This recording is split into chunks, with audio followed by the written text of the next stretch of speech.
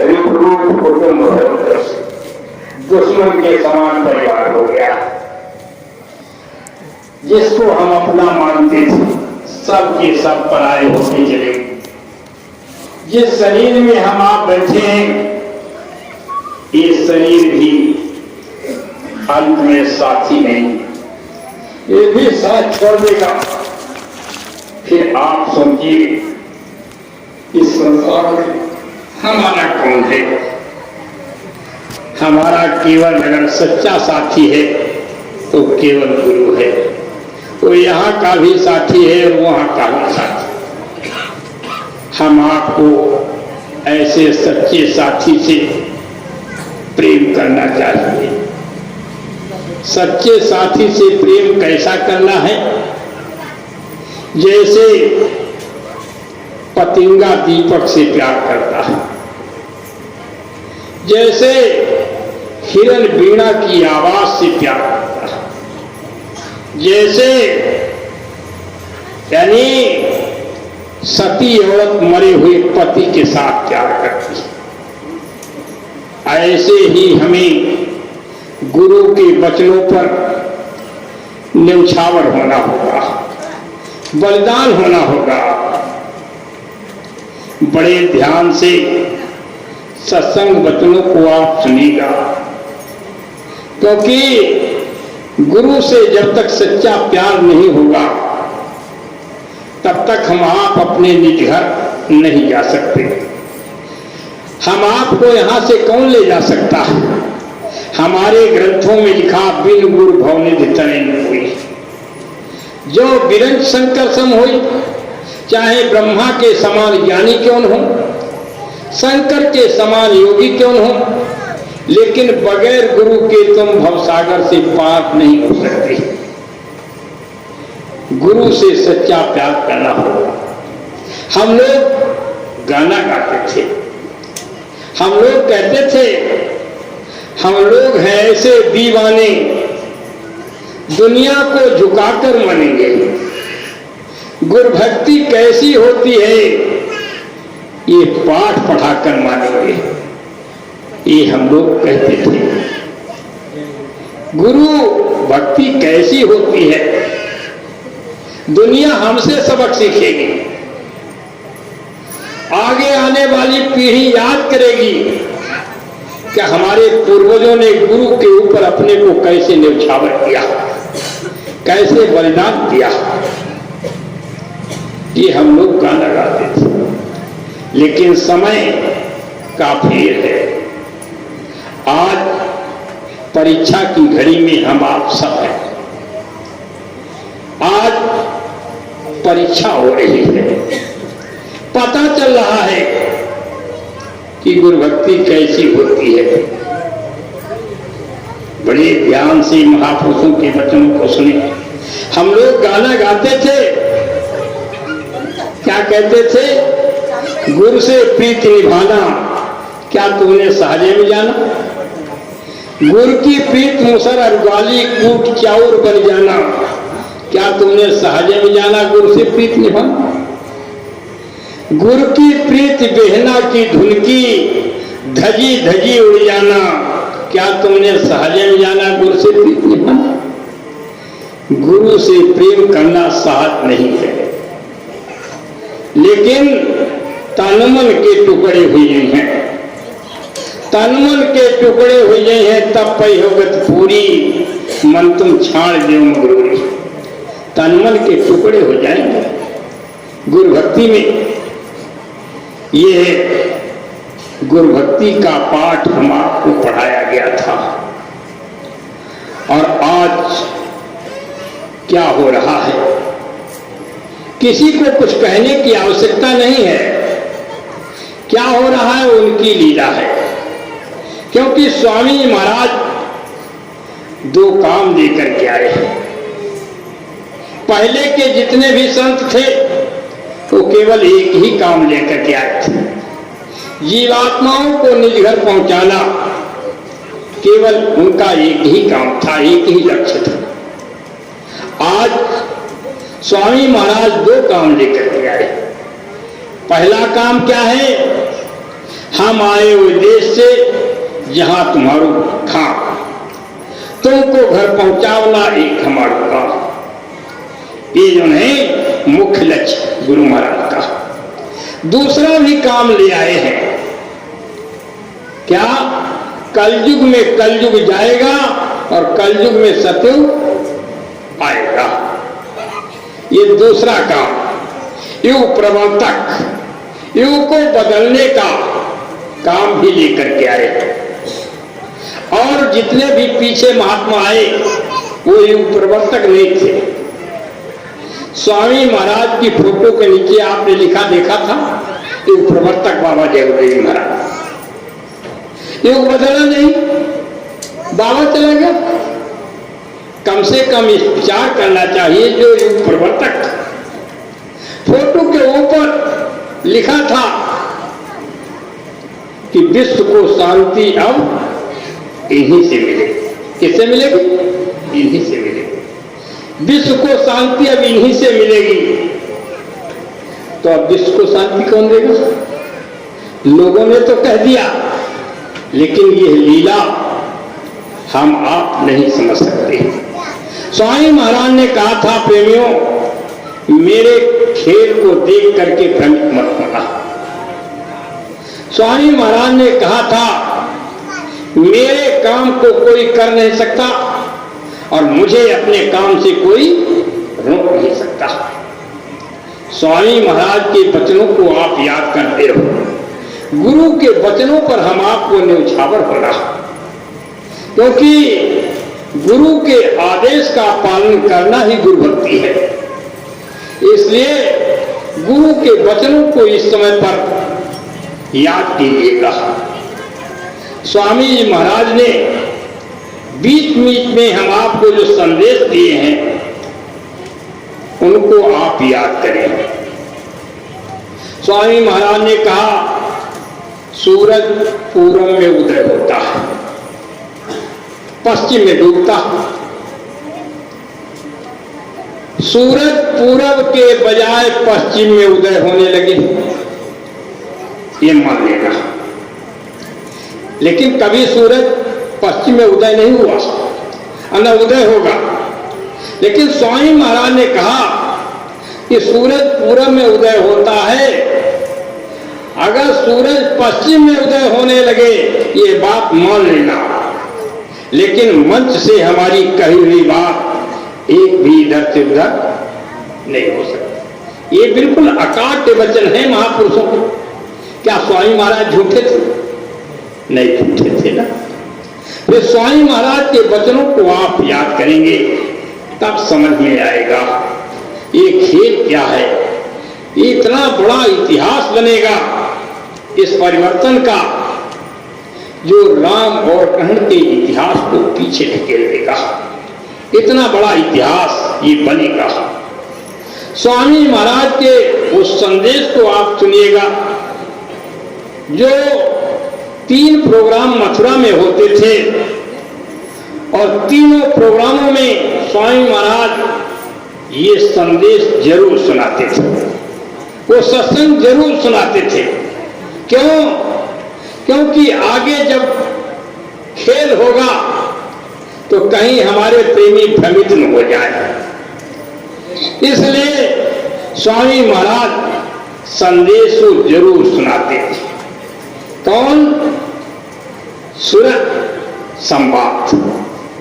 सुरत संवाद यानी जीवात्मा गुरु से पूछती है और गुरु महाराज जीवात्माओं को उत्तर देते हैं।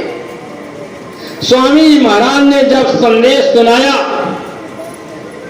कि धाम अपने चलो भाई, पराए देश क्यों रहना। धाम अपने चलो भाई, अपने देश की तैयारी करो। ये परदेश है, एक काल माया का देश है, ये तुम्हारा देश नहीं है। अपने देश की तैयारी करो। आप ये जो है जब ये संदेश सुनाया तो जीवात्माओं ने गुरु से प्रश्न किया, अपने देश चलो, ये संदेशा कहां से लेकर के आए? आप कौन हैं? आप कहां के हैं रहने वाले हैं? आप ये संदेशा कहां से लाए हैं? जीवात्मा गुरु से प्रश्न करती है। ऐसा प्रश्न हम आपने कभी किसी से किया ही नहीं। अब जीवात्मा जब प्रश्न करती है तो फिर उसको उत्तर भी मिलेगा। बहुत से ऋषि मुनि योगी योगेश्वर आए, उन सबने यही कहा कि अपने देश चलो, अपने देश चलो, ये देश काल माया का। लेकिन उन्होंने ये बात तो नहीं बताई कि आखिर हम काल के देश में आए क्यों। भाई हम जब जीवात्मा ये ईश्वर अंश थी, अविनाशी थी, चेतन थी, मल्लहित थी, सहज सुख की रास थी, जब ये परमात्मा में ही समाई हुई थी, जो रूप जीवात्मा का है वही परमात्मा का है, जब परमात्मा का जो रूप है वही रूप जीवात्मा का है। ये जीवात्मा परमात्मा से अलग क्यों हुई? ऐसी कौन सी गलती वहां इस जीवात्मा ने की थी जिस गलती के कारण इस जीवात्मा को काल के देश में भेजा गया? ये कोई नहीं बताता। आखिर कौन सी गलती हुई थी? मान लिया आपके कहने पर हम चल दें, अपने तपस्या की, योग किया, साधना की और चल भी दे और पहुंच जाए मेहनत करके, और फिर कहीं जो नहीं मुझे वहां से भेज दिया जाए काल के देश में, तो हमारी मेहनत बेकार जाएगी। ये भेद बताने वाला कोई नहीं मिला। ऋषि मुनि योगी योगेश्वर सब तो कहे कि चलो अपने देश, लेकिन ये नहीं बताए कि हम काल के देश में आए कैसे, कौन सी गलती की थी।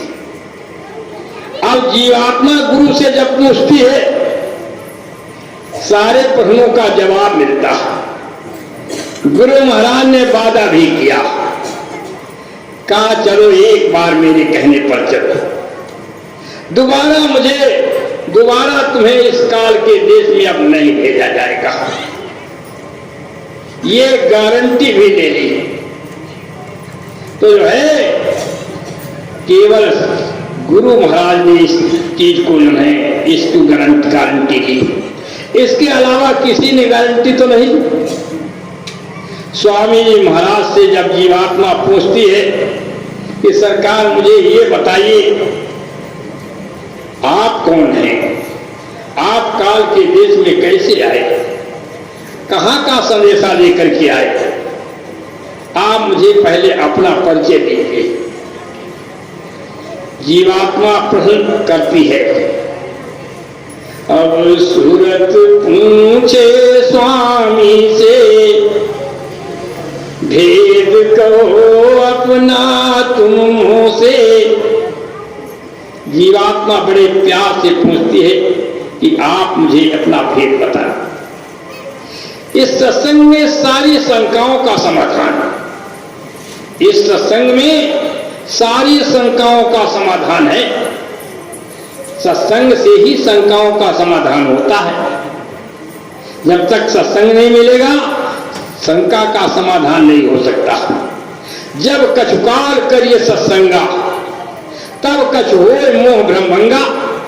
जब कुछ काल तक सत्संग करोगे तो मोह और भ्रम तब खत्म होगा, तब तक नहीं खत्म हो सकता। और सत्संग जब सुनोगे तो जो है सारी शंकाओं का समाधान हो जाएगा। कागभूषण जी को शंका हुई, गरुड़ जी को शंका हुई, कागभूषण जी के पास को शंका हो गई थी गरुड़ जी को। जब राम त्रेता के लंका में युद्ध कर रहे थे, राक्षसों ने राम को नाग फांस में बांध लिया। नाग तो नाग है और नाग ने राम को लपेट लिया। बंधे पड़े हैं राम। देवताओं ने सोचा कि अब क्या होगा, 3 लोक का मालिक वो नागफांस में बंधा पड़ा है, अब विश्व विजयी रावण का वध कैसे होगा। तो देवताओं ने गरुड़ से प्रार्थना की।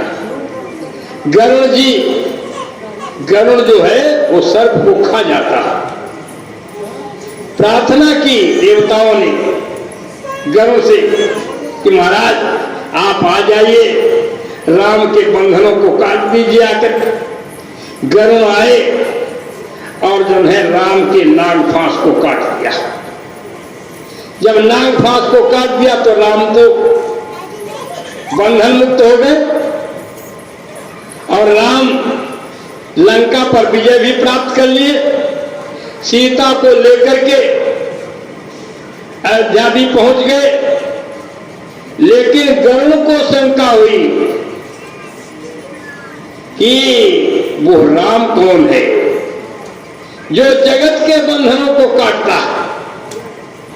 ये राम जो लंका में जो विजय प्राप्त किए, इनके तो बंधन हमने काटे। इन राम के बंधन तो हमने काटे, और वो राम कौन है जो जगत के बंधन काटता है। ये शंका पैदा हो गई। तब जब शंका पैदा होती है तो आदमी भागता है कि हमारे प्रश्न का कहीं उत्तर मिल जाए। गरुड़ जी जा रहे थे, उधर से शंकर जी आ रहे। शंकर जी से पूछा कि महाराज आप मुझे राम कथा सुना दीजिए। शंकर जी ने कहा मिलो गरुड़ मार्गम हो ही, कवन बात समझावो तो रास्ते में मिल गए। ये राम कथा रास्ता चलते नहीं होती। कहा फिर कहा जाओ, काकभूषुंड जी के पास जाओ, वहां तुमको सारे प्रश्नों का जवाब मिल जाएगा। और खग जाने खगही की भाषा, पक्षी पक्षी की भाषा भी अच्छी तरीके समझ लेगा। जब वहां गए सारी शंकाओं का समाधान हो गया सत्संग से। अब शंकाओं का समाधान इस सत्संग में भी है। स्वामी महाराज से जीवात्मा पूछ रही है, कहती है सरकार आप मुझे बता दीजिए, हमारे प्रश्नों का जवाब पहले दें। अब सूरत पूछे स्वामी से, भेद कहो अपना तुम से। आप मुझे अपना भेद बता दीजिए, आप कौन हो, आप कहां से आए हैं, जो आप ये संदेशा लेकर के आए धाम अपने चलो पराए देश क्यों रहना, आप कहां से ये संदेशा लाए। अब जीवात्मा गुरु से पूछती है, बास तुम्हारा कौन लोक में, यहां आए तुम कौन मौज में। गुरु से पूछती है कि आपका वास कौन से लोक में है। आप ब्रह्मा के लोक में रहते हैं, विष्णु के लोक में रहते हैं, शिव के लोक में रहते हैं, या जो है आप जो है ब्रह्म के लोक में रहते हैं, माया के लोक में रहते हैं, या प्रकृति के लोक में रहते हैं, आप पुरुष के लोक में रहते हैं, या तुम व्यापक सभी लोक में, 4 खान चलचर थोक में, चारों खानों में आप रहते हैं, अंडज पिंडज ऊष्मज और स्थावर। आपका वास कौन से लोक में, वास तुम्हारा कौन लोक में, यहां आए तुम कौन लोक में। देश तुम्हारा कितनी दूर, खोजे सुरति न पावे मूर। जीवात्मा बड़े प्यार से पूछती है गुरु से कि आपका देश कितनी दूर है। मैंने आपको बहुत खोजा, तीर्थों में खोजा, मूर्तियों में खोजा, पानी में खोजा, पत्थर में खोजा, वेद और पुराण शास्त्रों में खोजा, लेकिन आप कहीं नहीं मिले। आपका देश कितनी दूर है, देश तुम्हारा कितनी दूर, खोजे सुरत न पावे। जीवात्मा गुरु से अभी पूछ ही रही, क्या कहती है, अपना भेद तो बताइए, लेकिन हमारा भी भेद बताइए। मैं बिछुड़ी तुमसे कहो कैसे। जीवात्मा गुरु से पूछती है, जब मैं आपकी ही अंश थी, आप में ही समाई हुई थी, जो रूप आपका था वही रूप हमारा था, लेकिन मैं आपसे बिछुड़ कैसे गई? कौन सी मैंने वहां गलती की थी जिस गलती के कारण मुझे काल के देश में भेजा? अब आप कहते हैं अपने धाम चलो, अपने धाम चलो। कौन सी गलती हुई? मैं बिछड़ी तुमसे कहो कैसे। देश पर आए आई जैसे, परदेश में मैं जिस तरीके से आई, सारी बात मुझे बताइए। मेरा हाल भिन्न करी गाओ, मेरा हाल अलग अलग करके समझा। देश अपना मोहि लखाओ। जीवात्मा गुरु से कहती है कि आप मुझे अपना देश दिखा दीजिए। क्यों मोहि डाला काल लोक में, मुझे काल के देश में क्यों डाला ये भी मुझे बताइएगा। अति भर माया हर्ष शोक में, यहाँ सुख और दुख के चक्कर में मुझे डाल दिया। कभी सुख मिला, कभी दुख मिला। जीवात्मा गुरु से पूछती है, मन तन संग पड़ी मैं कब से। ये मन भी हमारा साथी नहीं था, और ये तन पृथ्वी जल अग्नि वायु आकाश 5 तत्व का ये मसाला पिंजरा जो है, ये जिसके अंदर हम कैद कर दिए गए, ये भी तो हमारा नहीं था। ये हमको कहां से मिल गया?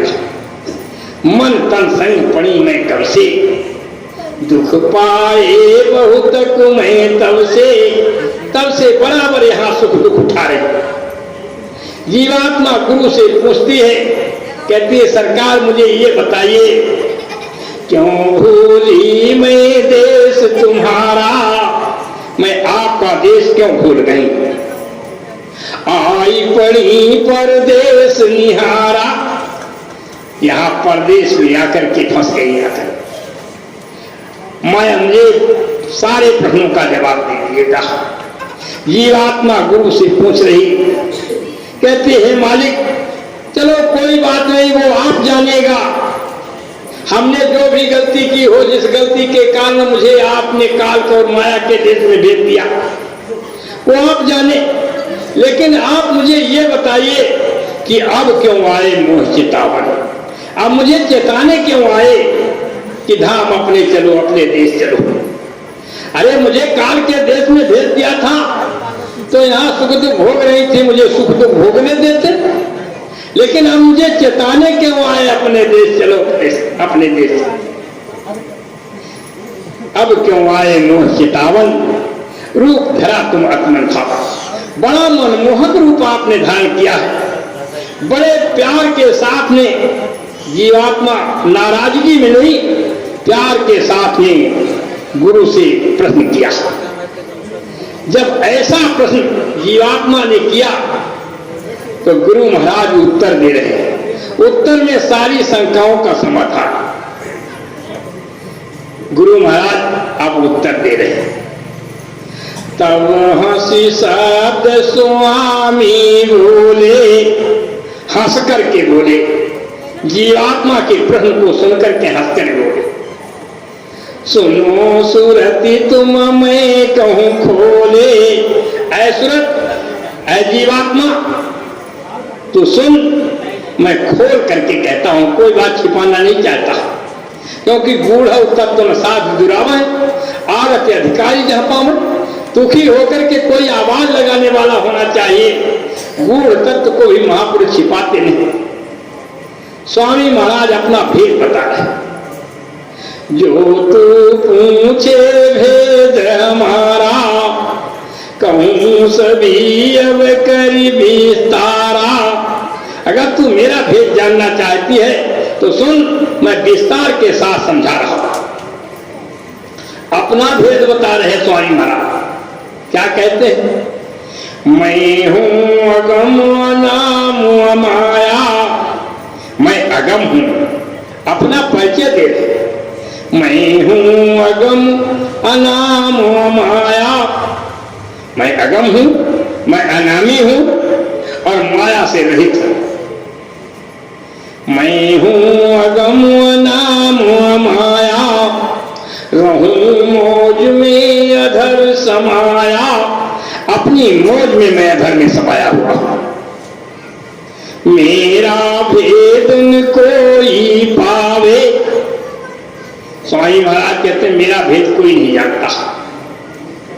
मैं ही कहूं तो कहन में आवे, मैं ही अगर कहूं तो भले ही तुम्हारी कुछ समझ में आ जाए, नहीं मेरा भेद कोई नहीं जानता। न 33 करोड़ देवी देवता जानते हैं, न 9 करोड़ दुर्गा जानते हैं, न 10 करोड़ शंभु जानते हैं, न ब्रह्मा विष्णु महेश जानते हैं, न ऋषि जानते हैं, न मुनि जानते हैं, न योगी जानते हैं, न योगेश्वर जानते हैं, न वेद जानते हैं, न पुराण जानते हैं। मेरा भेद कोई नहीं जानता। स्वामी महाराज कहते मैं ही कहूं तो कहन में आवे, मैं ही अगर कहूं तो भले तुम्हारी समझ में आए। जब स्वामी महाराज ने साफ कहा कि मेरा भेद न कोई पावे, मेरा भेद कोई नहीं जानता, तो बताओ क्या मथुरा में आश्रम पर रहने वाले लोग बाबा जी का भेद जान गए कि उनकी देह लीला समाप्त हो गई? ये जो है उनका भेद वो जान गए। कहते हैं मेरा भेद न कोई पावे, मैं ही कहूं कहन। तीर्थम अगम रूप में धारा, स्वामी महाराज कहते हैं पहला रूप जो मैंने धारण किया उसका नाम है अगम पुरुष। यानी अनामी तो मैं था ही, और अनामी से जो मैंने पहला रूप धारण किया उसका नाम है अगम पुरुष। दूसरा अलख पुरुष हुआ न्यारा, दूसरा जो रूप मैंने धारण किया उसका नाम है अलख पुरुष।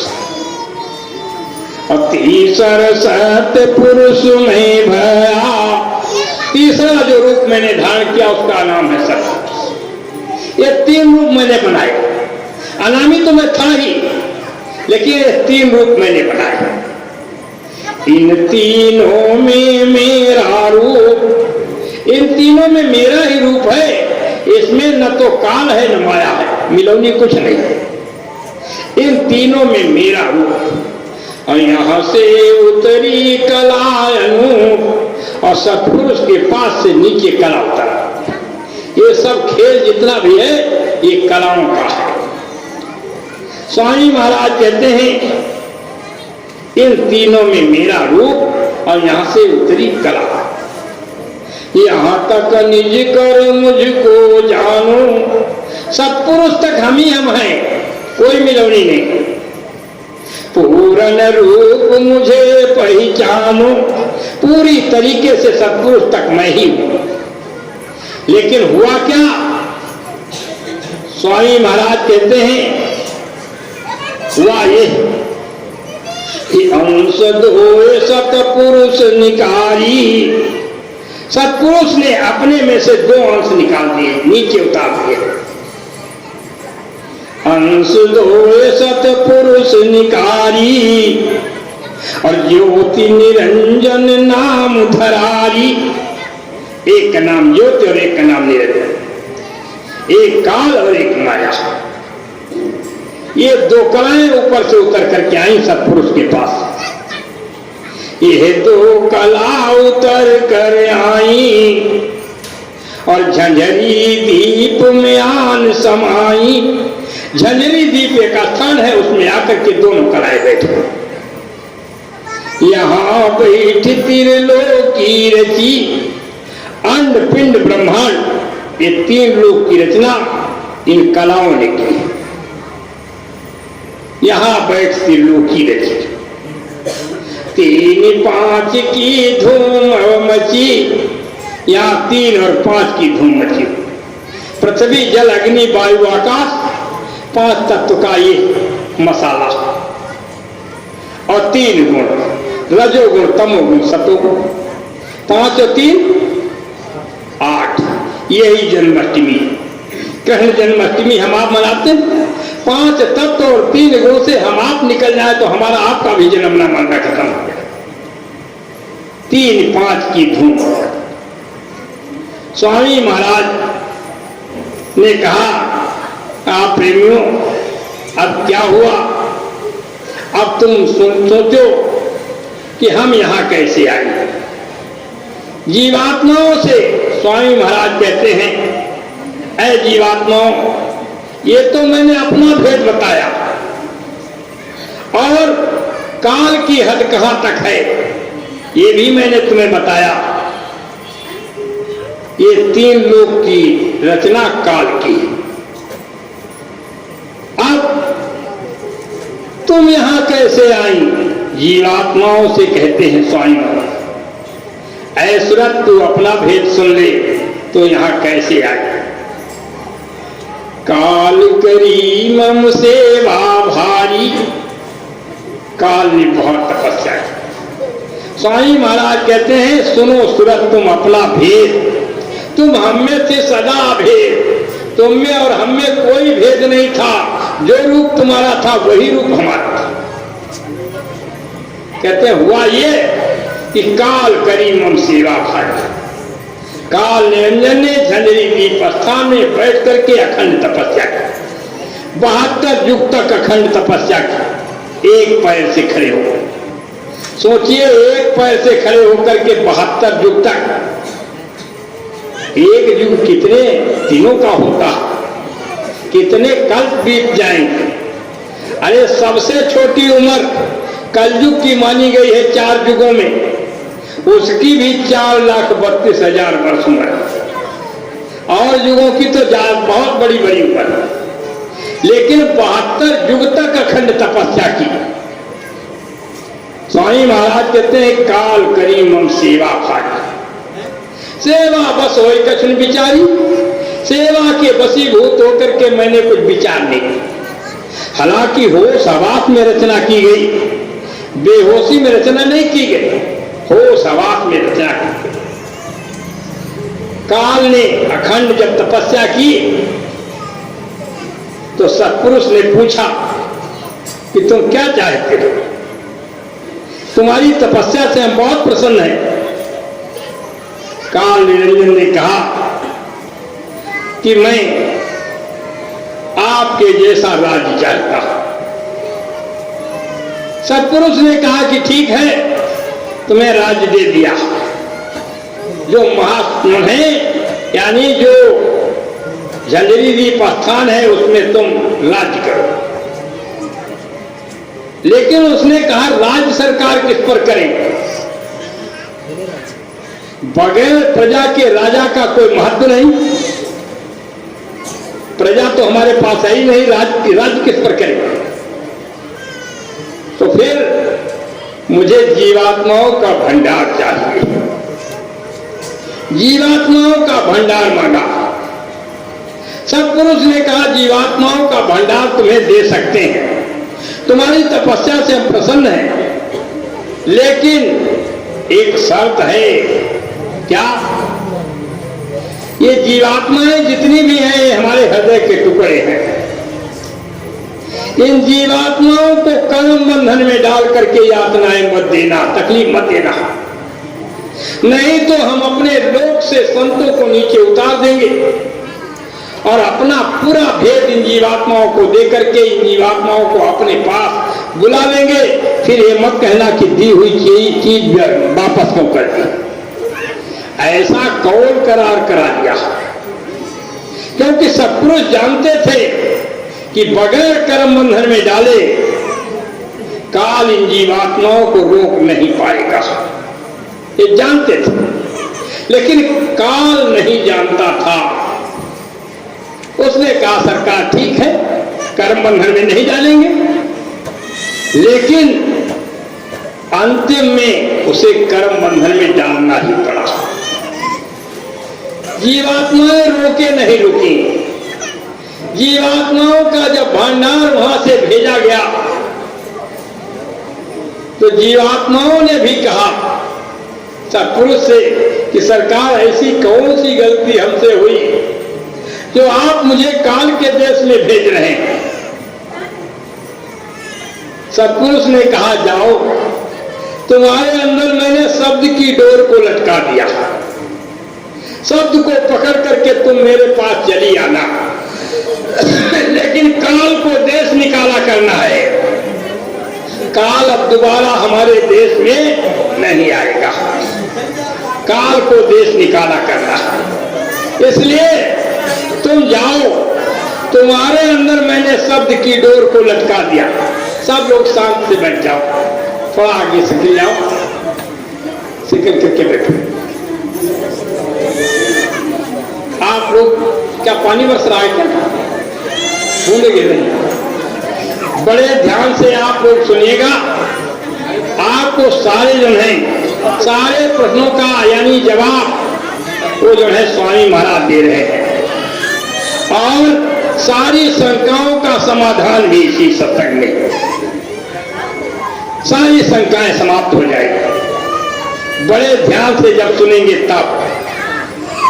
देखिए, जब जीवात्माएं वहां से चलने लगी तो सत्पुरुष ने कहा, देखो तुम्हारे अंदर मैंने शब्द की डोर को लटका दिया। शब्द को छोड़ना नहीं, शब्द को पकड़ करके तुम मेरे पास चली आना। लेकिन काल को देश निकाला। लेकिन हम आपने यहां क्या किया? शब्द की डोर को छोड़ दिया। ये गलती हम आपने की। उन्होंने समझा करके भेजा था कि शब्द की डोर तुम्हारे अंदर लटकी हुई है और शब्द को पकड़ करके तुम मेरे पास चले आओ। स्वामी महाराज सत्संग में सुना रहे हैं मथुरा में, सूरत तू दुखी रहे हम जानी।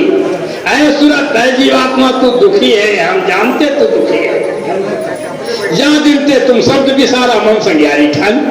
जब से तुमने शब्द को छोड़ दिया और मन के साथ दोस्ती कर ली, तब से तू दुखी। मैंने तो तुमसे कहा था कि शब्द की डोर को छोड़ना नहीं, तुम मेरे पास चली आना, लेकिन तुमने छोड़ दिया। ये गलत। मन मूर्ख तब साथ बनानी इंद्रिय स्वात्मन। ये मन मूर्ख है। मन जो है काल का एजेंट है, मूर्ख है। मूर्ख किसे कहते हैं? मूर्ख पढ़ा लिखा होता। मूर्ख को यानी पागल को मूर्ख नहीं कहते हैं, मूर्ख पढ़ा लिखा होता। 4 वेद 6 शास्त्र 18 पुराण जानने वाला रावण, उसको भी मूर्ख कहा गया। फूल है फल न वेद यद्यप सुधा बरसाई जलत और मूर्ख हृदय चेत जो गुरु मिले विरज सब। ये मूर्ख है, मन भी मूर्ख है। जो सच्ची बात को न माने उसे मूर्ख कहते हैं। पढ़ा लिखा होता है लेकिन जो सच्ची बात को नहीं मानता उसे मूर्ख कहते हैं। और मन भी जो है सच्ची बात को नहीं मानता। एक बार कोई गलत काम कराता है मन, और गलत काम करने के बाद पश्चाताप करता है कि हमने गलत काम किया। मन के कहने पर वहां चले गए, हमने बहुत गलती की, आप जो है कान पकड़ते हैं, ऐसा काम नहीं करेंगे। जिस काम को करके एक बार पश्चाताप कर लिया और मन फिर प्रेरणा देता कि नहीं नहीं वही काम करो, चल करके आपकी बात जरूर तुमको सुखी बना देंगे, सुखी कर देंगे। जिस काम को करके एक बार पश्चाताप कर चुके और दोबारा उसी काम को करने की प्रेरणा दे रहा है, तो इसका मतलब ये मूर्ख नहीं, मूर्ख है, सच्ची बात को मानता है। मन मूर्ख तन साथ बंधानी इंद्रिय स्वाद लुभानी। सूरत तू दुखी रहे हम जाने। तू चेतन, ये जड़ सब मिथ्या। स्वामी महाराज कहते हैं सूरत है जीवात्मा तू चेतन है और ये सब जड़ मसाला है। पृथ्वी जल अग्नि वायु आकाश ये भी जड़ मसाला। रजोगुण तमोगुण सतोगुण ये भी जड़ मसाला। काम क्रोध लोभ मोह अहंकार ये भी जड़ मसाला। 5 ज्ञानेंद्रियां 5 कर्मेंद्रियां ये भी जड़ मसाला। मन बुद्धि चित्त अहंकार ये भी जड़ मसाला। केवल जीवात्मा चेतन है और बाकी ये सब जड़ मसाला। ये यानी तू चेतन, ये जड़ सब मिथ्या, क्यों कर मेल मिलानी? जड़ और चेतन का मेल कैसे मिलेगा? मेल तो तब मिलेगा जब अपना अंश अपने अंश में मिलेगा, तब जो है तब तो जो है मेल मिलेगा। और जो है जड़ और चेतन का मेल कैसे मिल सकता? स्वामी जी महाराज कहते हैं सूरत तो दुखी रहे हम जानी। तुमने मेरी बात नहीं मानी और तुमने शब्द को छोड़ दिया, मन के साथ दोस्ती कर दी। ये समझा बुझा करके जीवात्माओं को भेजा गया था वहां से। अब जब जीवात्माएं यहां आई, शब्द की डोर अंदर में लटकी हुई थी और जीवात्माएं, ये जो है जीवात्माओं को काल ने एक पहले खोल में बंद किया, जिसको कहते हैं कारण शरीर। कारण शरीर 5 तत्व का था, शब्द स्पर्श रूप रस गंध, 5 तत्व के मसाले में जीवात्मा को बंद कर दिया। लेकिन वो झीना पर्दा था, मालिक का वो उसमें दर्शन कर रही जीवात्मा। जैसे मुसलमानी औरतें नकाब डालती हैं तो आंखों के सामने जाली लगी है, दिखाई देता है आपको। इसी तरीके से बहुत झीना पर्दा था, जहां परमात्मा का दर्शन कर रही, और परमात्मा वो जो है अरबों सूरज चांद सितारे रूम रूम में कने उजा, इसके एक एक रूमा पर अरबों खरबों सूरज लज्जित होते हो, ऐसा तेज पुंज प्रकाश मान वो मालिक। और जो है जीवात्मा उस मालिक का दर्शन कर रही उस झीने पर्दे में। जहां समय पूरा हुआ तो जीवात्मा अपने देश चली गई। काल को चिंता पैदा हो गई कि कैसे जीवों को रोका जाए, ये तो सब चली जाएंगे। काल ने दूसरा पर्दा डाल दिया इस जीवात्मा के ऊपर, जिसको सूक्ष्म शरीर कहते हैं। पहला कारण शरीर था, ये सूक्ष्म शरीर, ये 9 तत्व का है, शब्द स्पर्श रूप रसगंध और मन बुद्धि चित्त और अहंकार। ये जो है 9 तत्व के मसाले में जीवात्मा को कैद कर दिया। ये मोटा पर्दा थोड़ा था, लेकिन फिर भी जीवात्मा को काल रोक नहीं पाया। समय पूरा हुआ, चली गई, क्योंकि शब्द की डोर लटकी हुई है, शब्द को सुन रही है। वेदवाणी आकाशवाणी कलमा आयतें उतर रही हैं, वो जो है सहनाई बज रही है, शब्द को पकड़ करके जीवात्माएं जा रही है। काल को चिंता पैदा हो। तीसरा पर्दा इस जीवात्मा के ऊपर डाल दिया, जिसको लिंग शरीर कहते हैं। ये 17 तत्व का है और मोटा उससे। 5 ज्ञानेन्द्रियां और 5 कर्मेंद्रियां, 10 तो इंद्रियां हो गई। मन बुद्धि चित्त अहंकार 4, ये 14 हो गए। और 3 गुण, रजोगुण तमोगुण सतोगुण।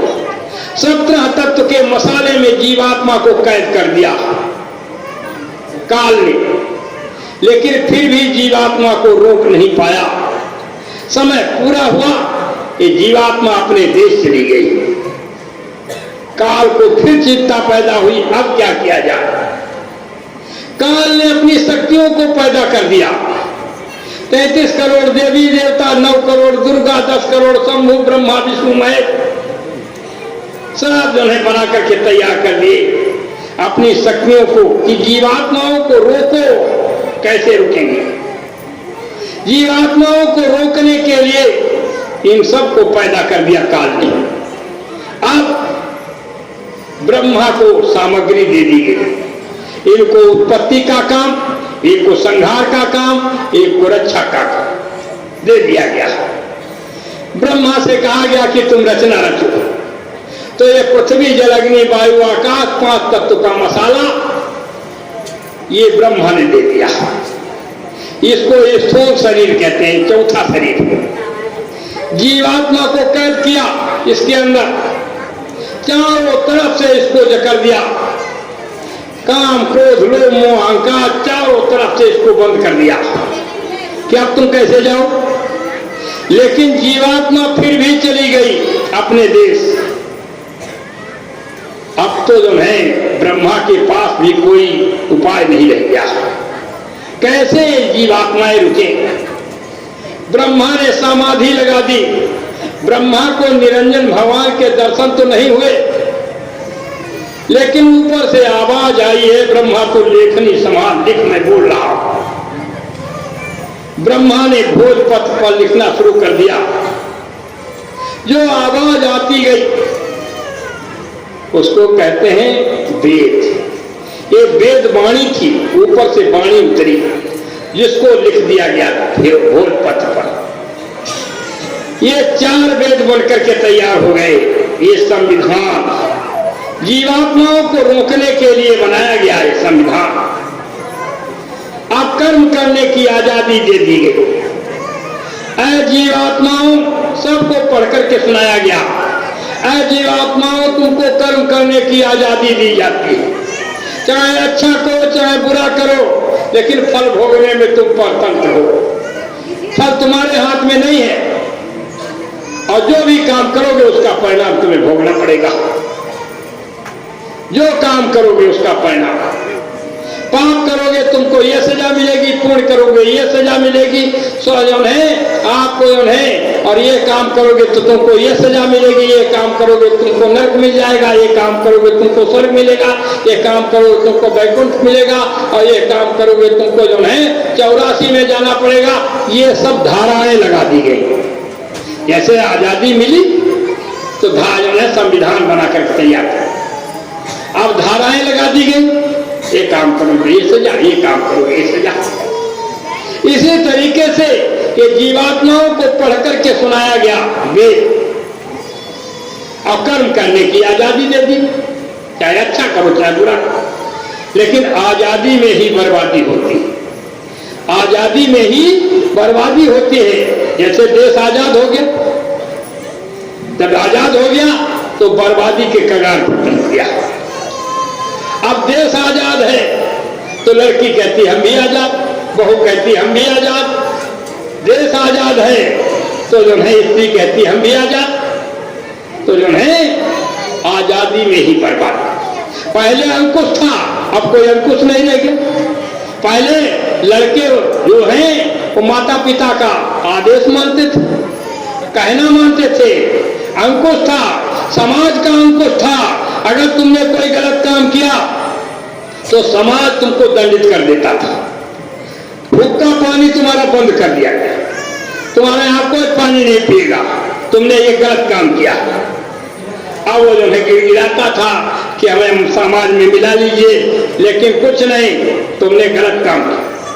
वो कान पकड़ता था, आप ऐसी गलती नहीं करेंगे, लेकिन मुझे समाज में मिला लीजिए। तब जो है समाज में लोग मिलाते थे, कहते थे इतने लोगों को भोजन दे दीजिए, चलो अच्छा ठीक है, लेकिन आगे अब कोई गलती मत करना। तो जो है पहले अंकुश था समाज का भी। अब तो देश आजाद है तो सब आजाद। इसी तरीके से जब कर्म करने की आजादी मिल गई तो कभी अच्छा किया कभी बुरा किया, अब तो कर्म करने की आजादी। कभी अच्छा किया कभी बुरा किया, कभी पाप बना कभी पुण्य बना। अब तो जो है उसी तरीके से जेल खाने भी बनाने शुरू कर दिए गए। अब उन्हें 2 तरीके की पुलिस बनाई गई कि जिसने पुण्य किया है उसको जो है धर्मराज के दूत पकड़ने जाएंगे, जिसने पाप किया है उसको यमराज के दूत पकड़ने जाएंगे। 2 तरीके की पुलिस। और जो लाए जाएंगे, न्यायालय बनाया गया। अब न्यायालय में जो खड़े होकर के सजा सुनाई जाएगी। तुमने इतना पुण्य किया है तो सीधे चले जाओ, इनको भेज दो वहां स्वर्ग में, इनको वैकुंठ में भेज दो। और जो है अगर पाप किया है तो तुरंत वहां न्यायालय में आपको सजा भी सुनाई गई कि जाओ तुम सीधे चले जाओ, वहां जो है फला नरक में डाल दिए जाओ। ये काम किया तो तुमको जो है 84 में जाना था। अब इस तरीके से 84 लाख योनियां बनाई गई, जेल खाने बनाए गए, न्यायालय बनाया गया। सब जो है विस्तार बाद में हुआ, लेकिन पहले विस्तार नहीं था।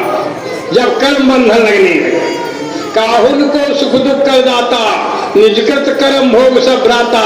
रामायण कहती है न कोई सुख देने वाला न कोई दुख देने वाला। अपने किए हुए कर्म ही हमको सुख देते हैं, अपने किए हुए कर्म ही हमको दुख देते हैं। करे जो कर्म पाओ फल सोई, निगम नीति इसका सब कोई। आगम निगम जो भी तुम करोगे, यानी उन्हें कहता है जो भी तुम कर्म करोगे उसका परिणाम तुम्हें भोगना पड़ेगा। बोया पेड़ बबूल का आम कहाँ से खाए, तुम पेड़ बबूल के बोए बैठे हो तो आम नहीं लगेंगे। जो भी तुमने किया उसका परिणाम तुम्हें भोगना पड़ेगा। इस तरीके से हम आप जाल में फंसते चले गए। कभी अच्छा किया बुरा किया, अच्छा किया बुरा किया, अब कर्म बंधन लगने लगे। अब नरकों में पिटाई होना शुरू हो गई।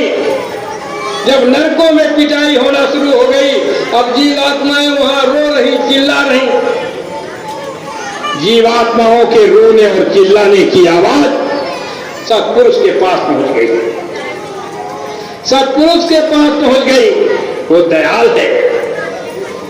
जब देखा कि जीवात्माएं रो रही, चिल्ला रही, कर्म बंधन में काल ने फंसा दिया। ये पहले कौल करा लिया था कि हमारी जीवात्माओं को कर्म बंधन में मत डालना, नहीं तो हम अपने लोक से संतों को नीचे उतार देंगे और अपना पूरा भेद देकर के इन जीवात्माओं को अपने पास बुला लेंगे। फिर ये मत कहना दी हुई चीज वापस क्यों कर दी। ऐसा कौल करार करा लिया। अब जब जीवात्माएं रो रही, चिल्ला रही, इनकी आवाज करोड़ों करोड़ों मील तक रोने और चिल्लाने की आवाज पहुंचने लगी, सत्पुरुष के पास भी पहुंच गई। तो स्वामी महाराज क्या कहते हैं? स्वामी महाराज कहते हैं, प्रेमियों, दुख में देखा तुमको जब ही, दया उठी हम आए तब ही। हमने देखा जीवात्माएं रो रही, चिल्ला रही, नरकों में पिटाई हो रही, कर्म बंधन में फंसा ली गई। जब मैंने तुमको दुख में देखा तो हमारे अंदर दया उठी और मैं आ गया लेने के लिए। एक बार ही मौज होनी थी, हो गई, लेकिन अब दोबारा ऐसी मौज नहीं होगी। एक बार मेरे कहने पर निकल चलो। स्वामी महाराज कहते हैं, एक बार मेरे कहने पर चलो। ये स्वामी महाराज ने हम आपको संदेश सुनाया, आप लोगों ने सबने सुना।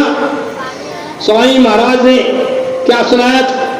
स्वामी महाराज ने कहा, प्रेमियों, मैं न पाताल स्वर्ग नहीं मिलता, न मैं पाताल लोक में हूं, न मैं स्वर्ग लोक में हूं, न मैं मृत्युलोक में। ब्रह्मा विष्णु महेश न जुगता, न मैं ब्रह्मा के लोक में हूं, न मैं विष्णु के लोक में हूं, न मैं शिव के लोक में। तीन लोक व्यापक मैं नाही। स्वामी महाराज कहते हैं, प्रेमियों, मैं तीनों लोकों में मैं नहीं हूं। बूंद एक मेरी यहाँ रहाई, यहाँ हमारी केवल एक बूंद रहती। ये बूंद का, ये सारा खेल बूंद का। बूंद एक मेरी यहाँ, उसी बूंद का सकल पसारा, उसी बूंद का ये सारा पसारा। अंड पिंड ब्रह्मांड ये सब बूंद की रचना। उसी बूंद का सकल पसारा, वेदता ही कहे ब्रह्म अपारा। वेद उसे ब्रह्म कहते हैं, अपार कहते हैं। बूंद की रचना का था वेद नहीं लगा सके।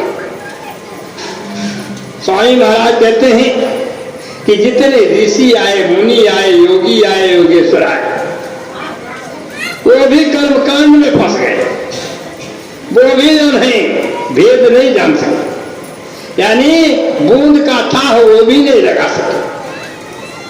पीर पैगंबर कुटुंब औलिया, पीर आए, पैगंबर आए, औलिया आए, बूंद भेद पूरा नहीं मिलिया।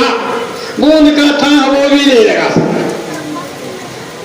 जितने मत हैं जग के माही, जितने संसार में मत हैं, वैष्णव मत, उदासी मत, सन्यासी मत, नागा मत, जितने संसार में मत मतांतर चल रहे, जितने मत हैं जग के माही, इसी बूंद को सिंधु बताई। इसी बूंद को ही सिंधु बताते। सिंधु असल राइन ते न्यारा। स्वामी महाराज कहते हैं, सिंधु जो असल है इनसे न्यारा। वेद की देवनता ही समारा। वेदों ने, पुराणों ने, शास्त्रों ने वो तुम्हें यानी सिंधु का थाह लगा ही नहीं पाया। बूंद का थाह नहीं लगा पाया, सिंधु की तो बात। कहते हैं स्वामी महाराज, तीन लोक एक बूंद पसारा। तीन लोक की रचना एक बूंद की है और सिंधु रूप में अगम अपारा। स्वामी महाराज कहते हैं मैं सिंधु रूप, तीन लोक की रचना एक बूंद की है।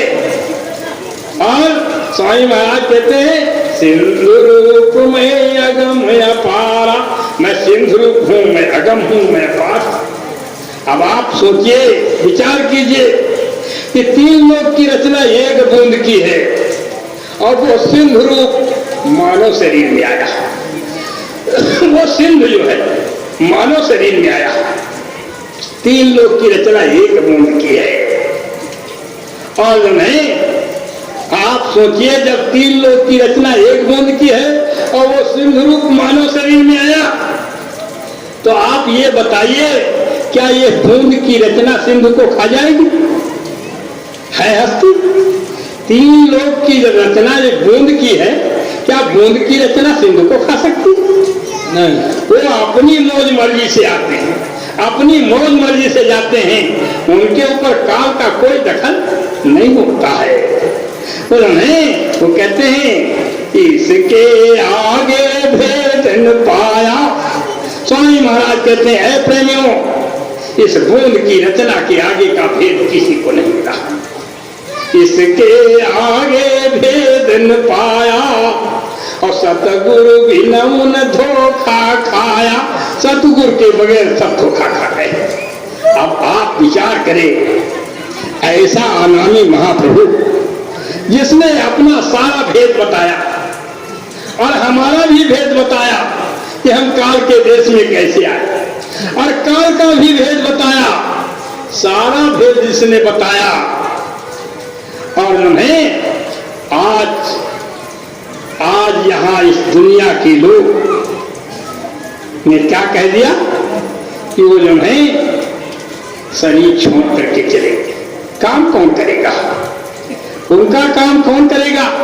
स्वामी महाराज ने कहा महात्मा गांधी धोखा खा गए, लेकिन बाबा धोखा खाने वाला नहीं है।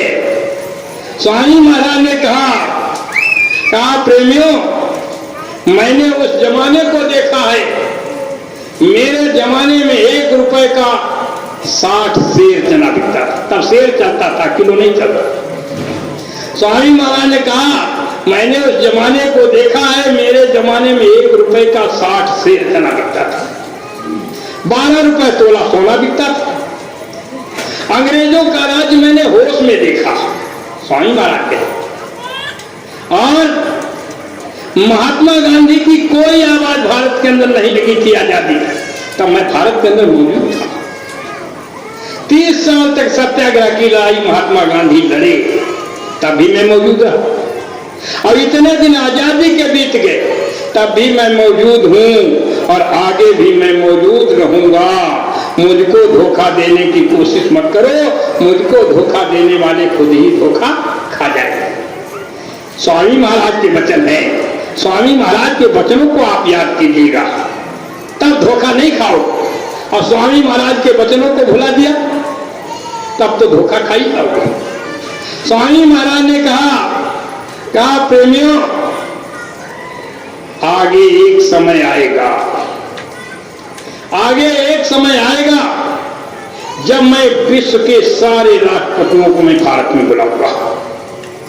विश्व के सारे राष्ट्रपतियों को मैं भारत में बुलाऊंगा और उन विश्व के सारे राष्ट्रपतियों से मैं पूछूंगा कि तुमने भारत के विकास के लिए भारत के नेताओं को कितना धन दिया है। तब विश्व के राष्ट्रपति कहेंगे हमने भारत के विकास के लिए भारत के नेताओं को 10 रुपया दिया, 10 रुपया। स्वामी महाराज ने कहा उस समय पर इन टाट वालों को, गोरा वालों को,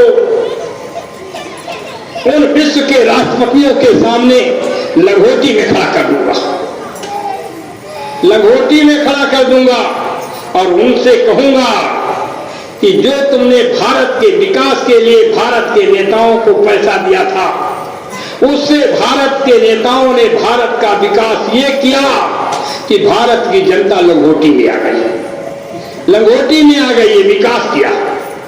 अब आप मुझे ये बताइए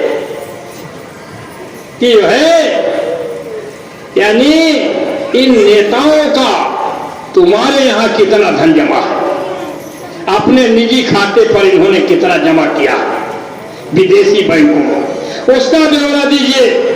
तब विश्व के राष्ट्रपति कहेंगे हमारे यहां भारत के नेताओं का 100 रुपया जमा है। कितना? 100 रुपया। स्वामी महाराज ने कहा फिर मैं उनसे कहूंगा 100 रुपया इन नेताओं ने तुम्हारे यहां जमा किया, 10 रुपया तुमने भारत के विकास के लिए दिया, तो 10 रुपये अपने काट लीजिए, 90 वापस कर दीजिए।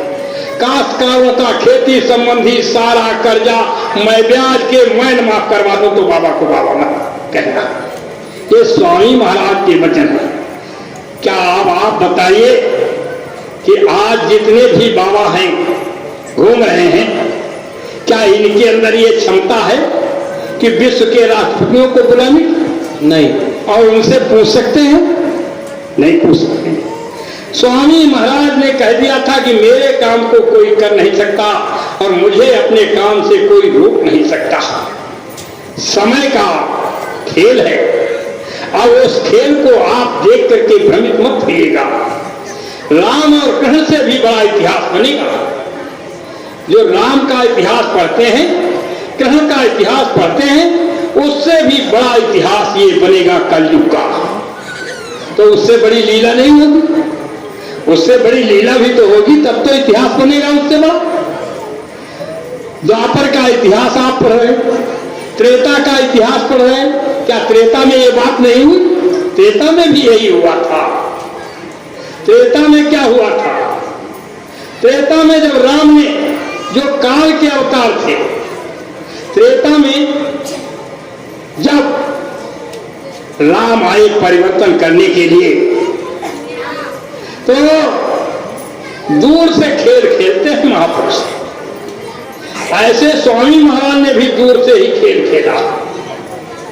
स्वामी महाराज ने पहले ही बता दिया था, क्या प्रेमियों, काल के जीवों ने भी बैठ करके नामदान ले लिया। तुमसे ज्यादा सेवा करेंगे, तुमसे ज्यादा आगे पीछे चलेंगे, लेकिन जब कोई समय आएगा तो काम काल का ही करेंगे। काल के जीवों ने भी बैठ करके नामदान ले लिया। अब इतने लोग बैठे हैं, हमें तो नहीं पता इसमें कौन सा काल का जीव कौन सा दया, लेकिन गुरु महाराज को तो मालूम था कि इसमें काल के जीव भी बैठे हैं, तो फिर काल के जीवों को नामदान दिया क्यों? इसका मतलब आगे कोई लीला होनी थी, इसलिए काल के जीवों को भी उन्होंने नामदान दे दिया था। अब वो जो है अपना काम कर रहे हैं, करेंगे। इसी तरीके से दूर से खेल खेलते हैं। राम जब आए तो राम ने भी यही काम किया। जब विश्वामित्र की रक्षा यानी यज्ञ की रक्षा करने के लिए राम लक्ष्मण गए, तो वहां उन्हें जो भी यज्ञ विध्वंस करने के लिए आए राक्षस, सबको राम ने मार दिया। लेकिन एक राक्षस जो आया विश्वामित्र की यज्ञ की रक्षा को, विश्वामित्र की यज्ञ को विध्वंस करने के लिए, उसको राम ने ऐसा बाण मारा कि सैकड़ों योजन दूर गिरा। मारा नहीं, उसको जान से नहीं मारा, ऐसा बाण मार दिया कि वो सैकड़ों योजन दूर गिरा जाता, क्योंकि अभी उससे कुछ काम लेना था।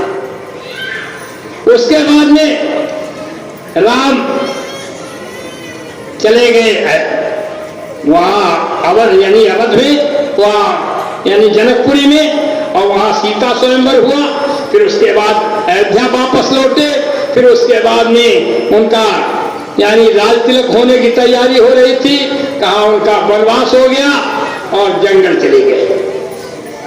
उसके बाद में जंगल में ऋषि मुनियों से मिले राम, और ऋषि मुनियों से भी प्रण किया, कहा जो है निश्चरहीन कर मैं भुज उठाई पनकीन और सकल मुनि के आसमन जाय सकती। प्रण किया कि मैं जो है निशाचरों का वध करूंगा। उसके बाद में खरदूसर तीसरा का भी वध कर दिया। जब खरदूसर तीसरा का भी वध कर दिया और उसके बाद में अब नरलीला शुरू हो गई। इतना समय बीत गया, बीच में फटिक शिला पर बैठे हैं राम, और इधर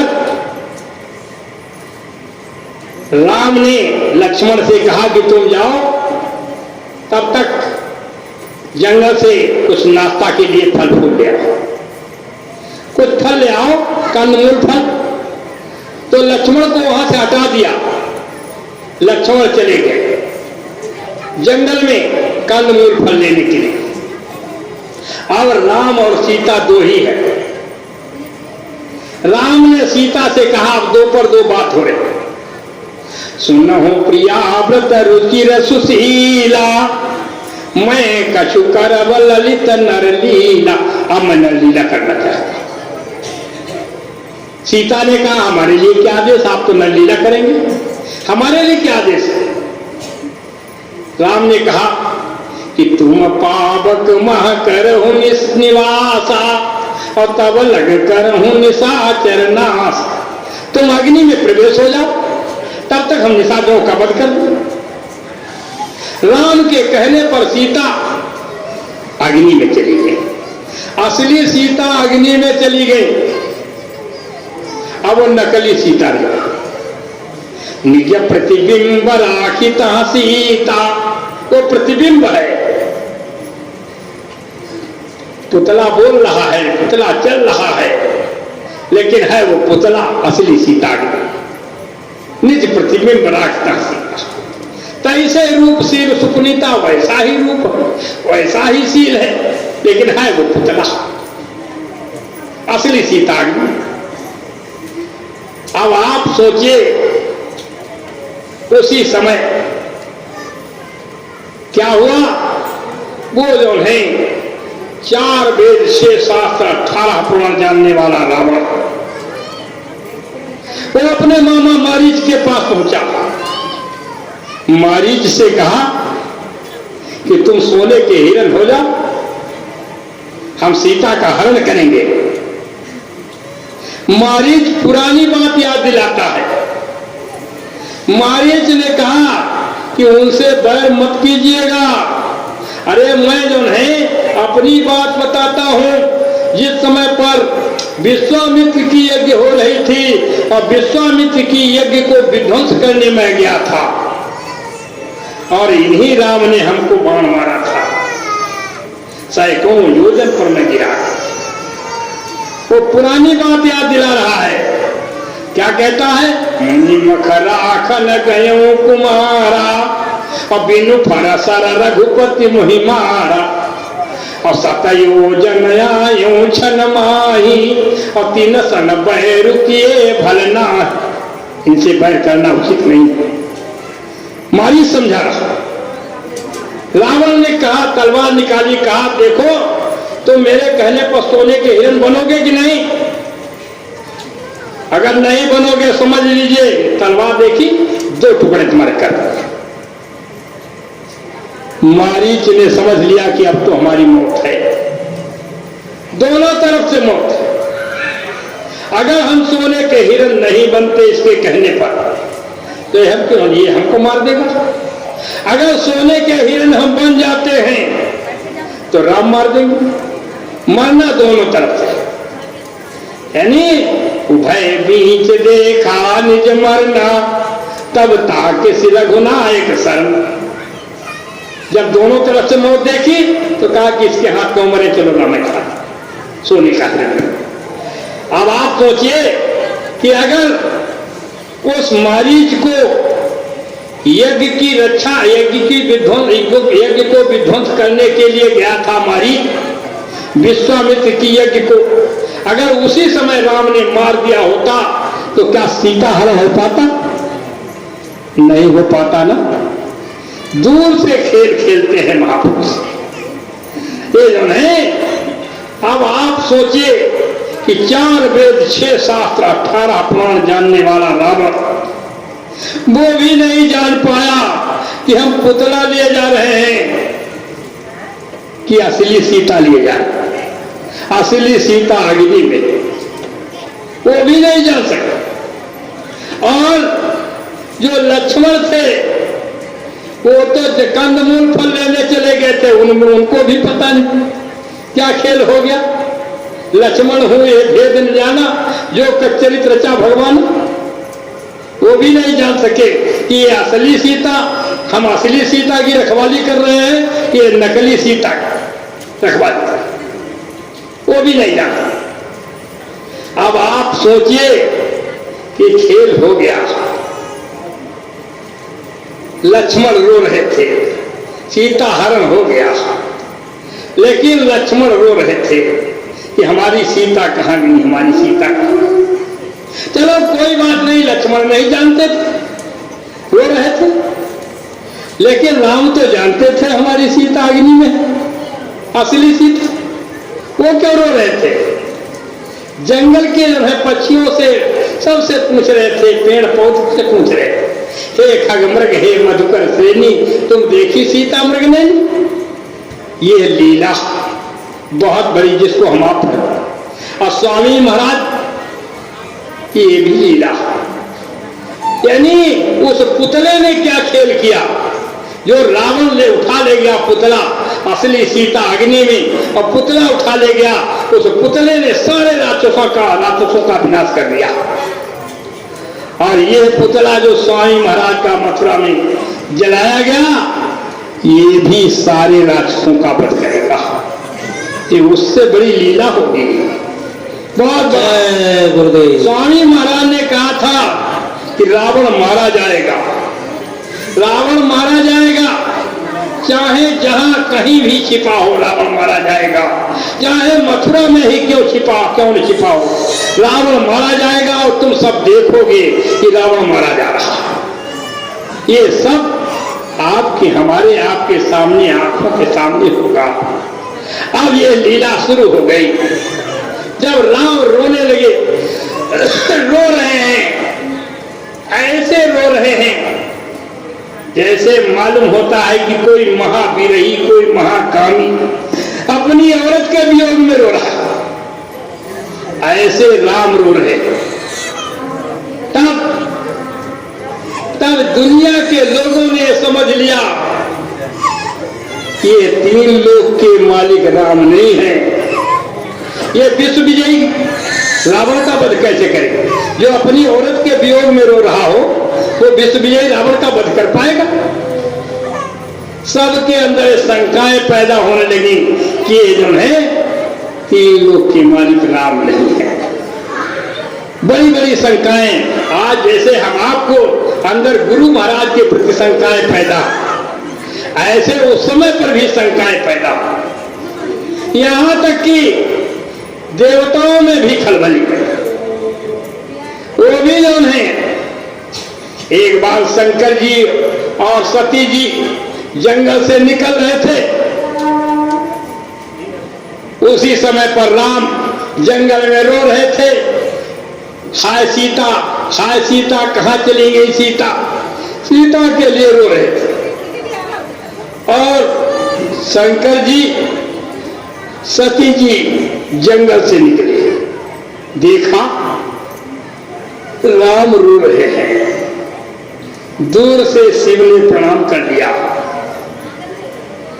क्योंकि ये तीन लोक के मालिक की लीला चल रही। पास में पहुंच जाएंगे तो भेद खुल जाएगा, और भेद खुल जाएगा तो इतिहास बेकार हो जाएगा। भेद नहीं खुलना चाहता, तो उन्हें पास नहीं गए, दूर से प्रणाम कर लिया। सती ने देखा कि अरे इन्होंने राजा के लड़के को प्रणाम कैसे कर दिया। शंकर जगत बंद जगदीशा, सुरनर मुन सब नावशीसा, सब जो है इनको प्रणाम करते हो, सुर मन मुनि और देवता सब जो है उनको प्रणाम करते हो, और तीन पुस्तक की इन प्रणाम, उन्होंने राजा के लड़के को प्रणाम कर दिया।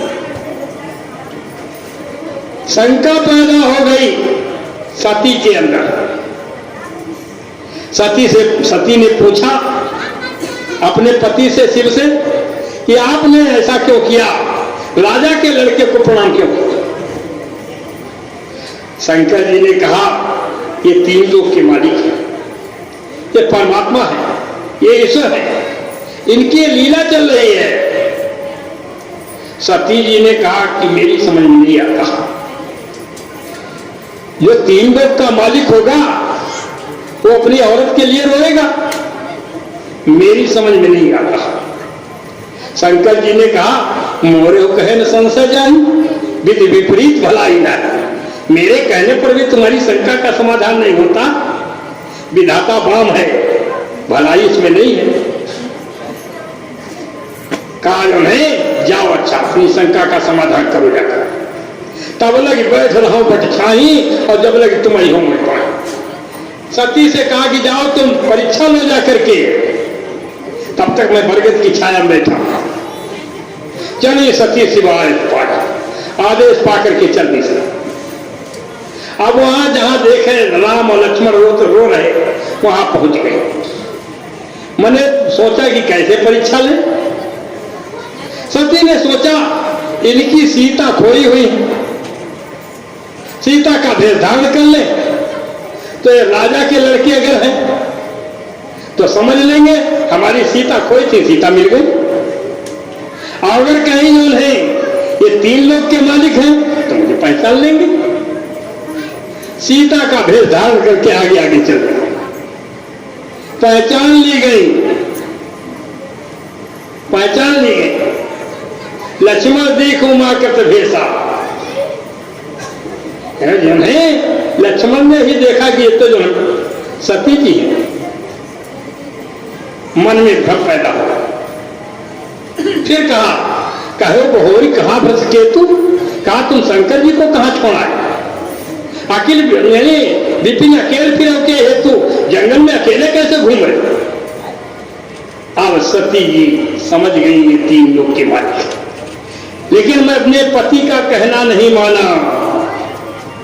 अब जाए उतर और देहूं कहा, अब मैं उत्तर क्या दूंगी जाकर के? पति तो हमें समझाते रहे कि वो 3 लोग के मालिक, और अब हम उत्तर क्या देंगे जाकर? वहां से चल, जब चलनी वहां पहुंची जाकर के शिव के सामने, शिव ने पूछा कहो तुम परीक्षा ले आई?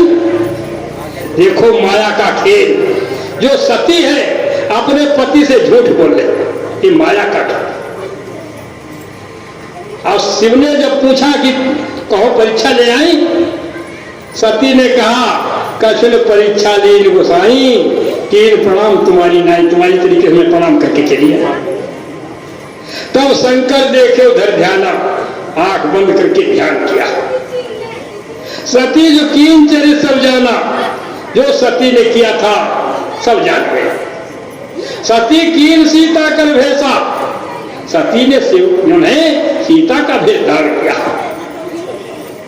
शिव ने कहा सीता को मैं माता मानता हूं, और माता का भेष जिसने धारण किया हो तो बताओ उसको अब हम स्त्री रूप में कैसे माने?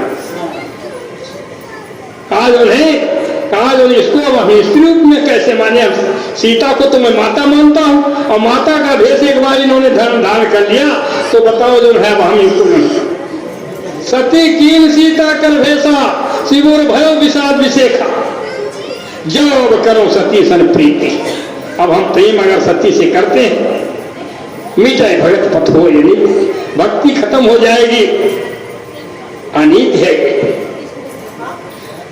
शंकर जी ने कहा कि अब जो है इनसे प्रेम करना उचित नहीं। शंकर जी ने क्या किया? सती को परित्याग कर शिव संकल्प की न मनमाही, और यही तो सती भेंट रहा। सिंह का संकल्प ले लिया, अब हम धर्म पत्नी के रूप में इनको नहीं मानेंगे।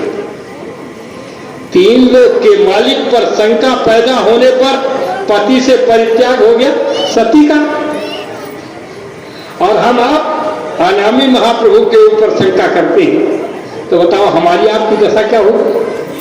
3 लोग के मालिक राम थे, उन पर शंका पैदा हुई, सती को पति से परित्याग हो, अब माता के रूप में मानने लगे। फिर वो जो है अपने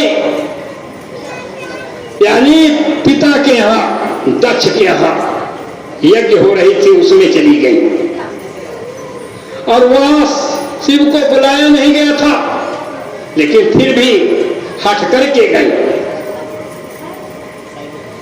और जाए गई वहां तो देखा वहां जो है शिव का अपमान हो रहा, बर्दाश्त नहीं हुआ सती को और वो जो है हवन कुंड में कूद करके अपने आप अपने शरीर को जला देता है। यानी वो जो है हवन जो है जो यज्ञ हो रही थी यज्ञ को विध्वंस कर दिया। यहां पर एक आदमी की आहुति पर जा तो फिर जो है वो यज्ञ थोड़े रहेगी, तो यज्ञ विध्वंस हो गई। फिर वही सती हिमांचल के यहां पैदा हुई जाकर के फिर कठिन तपस्या की शिव के लिए, बहुत तपस्या कठिन की। कछु दिन भोजन बार बतासा कि कठिन कछु दिन उपवासा बेल पात में परे सुखाई 3-7 संवत्सर खाई। बहुत कठिन तपस्या की तब जाकर के शिव संग यानी पार्वती जी को शिव मिले, शादी हुई और उस जन्म में उनको त्याग ही दिया था। दूसरा जन्म जब लिया तब उन्हें अंगीकार किया। ये 3 लोक के मालिक पर शंका पैदा होने का परिणाम। भेद नहीं खुल सकता, भेद खुल जाएगा तो इतिहास बेकार जाएगा। अब चलो लक्ष्मण नहीं जानते थे, केवल राम ही जानते थे कि असली सीता अग्नि में, और पुतला उठा ले गया वो। और आप समझिए कि बंदर क्या जाने, बंदरों से मित्रता बाद में हुई, बंदर क्या जाने कि असली सीता का मैं पता लगाने जा रहा हूं कि नकली का। युद्ध सारा हो गया, सारे राक्षस मार दिए गए, रावण मार दिया गया, कुंभकर्ण मार दिया गया, मेघनाद मार दिया गया, लेकिन असली सीता कहां है पता नहीं। असली सीता का कोई पता नहीं। उस पुतले ने सारे राक्षसों का बचाया और उसके बाद में वही पुतला लंका से राम के पास लाया गया। अब तो सब राक्षस मर गए। वो पुतला राम के पास लाया गया। विभीषण ने कहा है राम, अपनी सीता से तो मिल लो। अरे बड़ी बेसब्री से आपका इंतजार कर रही थी लंका में, आप अपनी सीता से मिलो। राम ने कहा इन सीता से ऐसे मिलेंगे? कहा फिर कैसे कहा जो इतने दिन राक्षसों के यहां रही, इनसे ऐसे नहीं मिलेंगे। कैसे मिलोगे? कहा इनकी अग्नि परीक्षा ली जाए, क्योंकि राम को पता है असली सीता अग्नि में, कि भेद नहीं खुलने। अग्नि तैयार की गई और जो है वही पुतला अग्नि में घुसेड़ दिया गया। अब असली सीता जो अग्नि में बैठी थी वो उसी पुतले के अंदर फिर आ गई। भेद नहीं खुला, बाहर निकल आ गया। अब तो अग्नि परीक्षा हो गई, तब राम से तो भेद नहीं खुल सकता। स्वामी महाराज कहां गए हैं? भेद नहीं खुल सकता। भेद खुल जाएगा इतिहास देता है, लेकिन स्वामी महाराज अपना काम करने के लिए आए, पूरा काम करेंगे। ऐसा नहीं कि जो है अधूरा काम करके छोड़ना। उन्होंने कहा था यानी महात्मा गांधी और सुभाष के छूटे काम सब करवा करके ही मैं जाऊंगा, सारा काम करके तब जाऊंगा, ऐसे जाने वाला नहीं। बड़े ध्यान से सुनेगा, ये जो है ऐसा ही द्वापर में भी हुआ। द्वापर का इतिहास तुमने पढ़ा? द्वापर का इतिहास हम आपने पढ़ा है।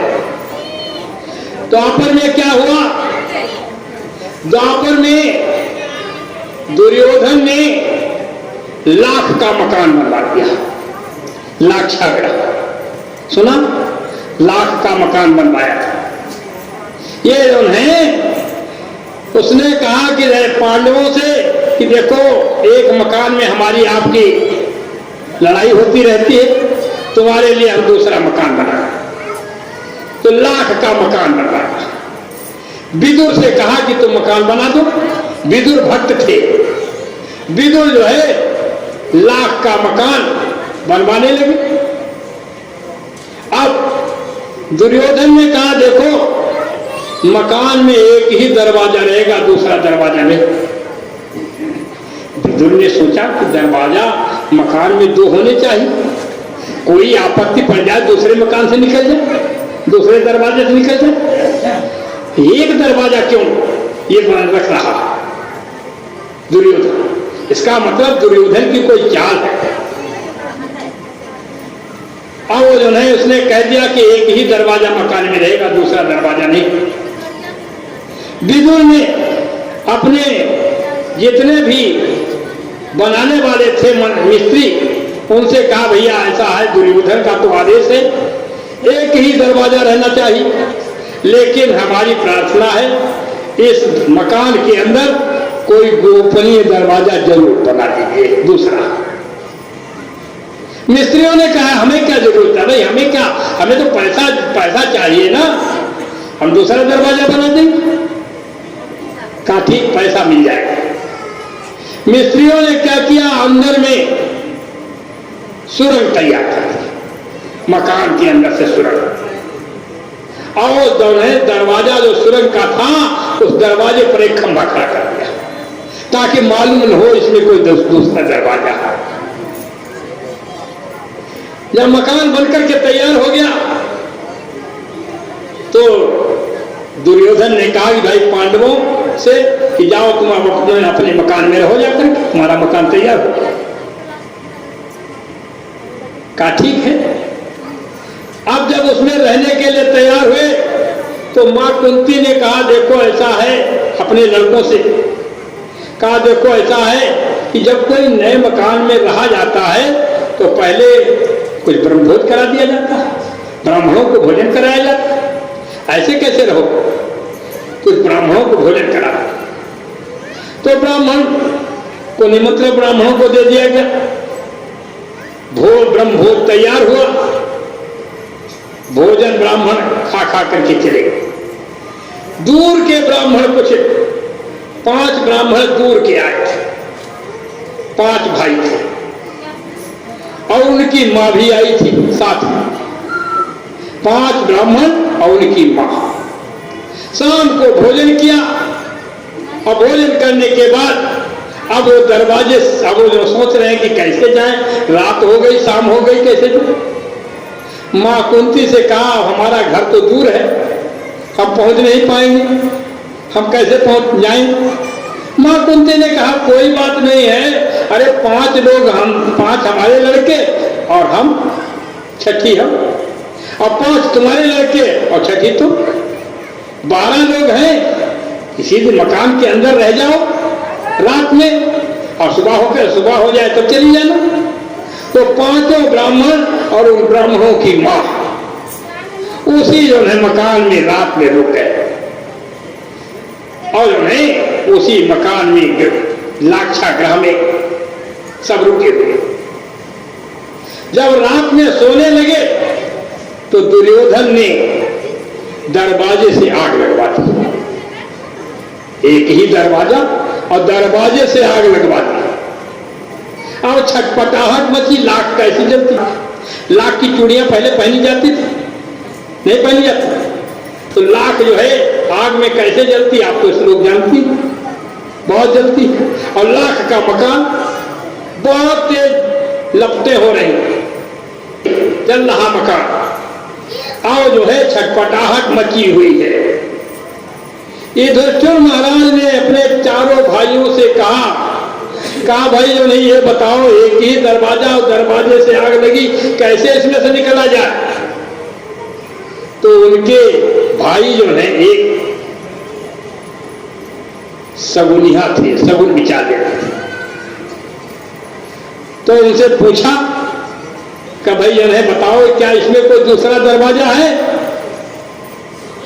तो उन्होंने कहा हाँ है तो दरवाजा। कहा कहाँ है, ये जो खंभा गड़ा हुआ, इस खंभे को कोई उखाड़ दे दरवाजा निकल आए।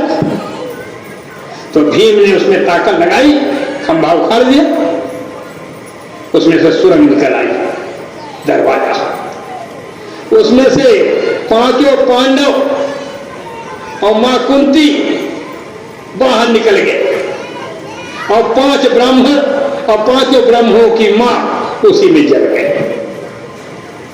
जब जल गए, अब तो वो तो जो है निकल गए बेचारे, 5 ब्राह्मण, 5 जो है यानी 5 जो है पांडव निकल गए और जो है मां कुंती भी निकल गए, लेकिन 5 ब्राह्मणों की मां उसी में जल गई। सवेरा हुआ, दुर्योधन रो रहा है, बहुत अनर्थ हो गया, हमारे भाई बहुत वीर थे 5 और बहुत बहादुर थे और किसी ने आग लगा दी और उन्हें हमारे 5 भाई मर गए, अब उनके परिवार में कोई रोने वाला भी नहीं, तो क्या किया जाए, रो रहा है। लेकिन अंतर से अंदर में खुशी है कि कांटा खत्म हो गया, लेकिन उन्हें रो रहा, सोचा कि अब क्या किया जाए, इनके परिवार में कोई रोने वाला भी नहीं, तो अब हम ही परिवार में इनके हैं, तो जो है अपना 13ही और एकादशा भी करा दिया, जैसे स्वामी महाराज का 13ही एकादशा, ऐसे ही उन्हें 13ही एकादशा भी उसने करा दिया। तो जो है पांडव खत्म हो गए। अब उसमें 5 ब्राह्मणों की जली हुई लाश निकली और एक उनकी मां की, तो अधजली लाशें जो है वो पता तो नहीं चल, लेकिन ये पता चल गया कि ये पुरुष की लाशें है और ये जो है औरत की लाश, ये उन्हें पता चल गया कि एक औरत, इसका मतलब 5 पांडव ही जल गए और कुंती भी जल गई, और उन्हें समझ गया। लेकिन पांडव बेचारे जंगल में मारे मारे घूम रहे हैं, इधर उन्हें 13ही एकादशा सब हो गया, काफी समय बीत गया। उसके बाद में एक राजा द्रुपद थे, उनकी कन्या का विवाह था, द्रौपदी का। वहां यह शर्त रखी गई कि जो कोई भी यानी मछली के आंख में जो तीर मार देगा उसके साथ हम कन्या की शादी करें, ये शर्त रखी। बड़े बड़े राजा वहां पहुंचे द्रौपदी की शादी के लिए। वो मछली कड़ाही यानी उन्हें मछली ऊपर टांगी गई पेड़ पर, नीचे कड़ाह है उसमें तेल भरा हुआ और तेल में उसकी परछा छाई पड़ रही और उस तेल में देखना है, मछली की तरफ देख करके नहीं मारना, तेल में देख करके मछली की आंख कहां पर है उस तेल में देखो, ऊपर मारो। कोई नहीं मार पाया, उसमें दुर्योधन भी गया, बड़े बड़े राजा गए, दुर्योधन भी गया शादी के चक्कर में, लेकिन कोई निशाना नहीं मार पाया।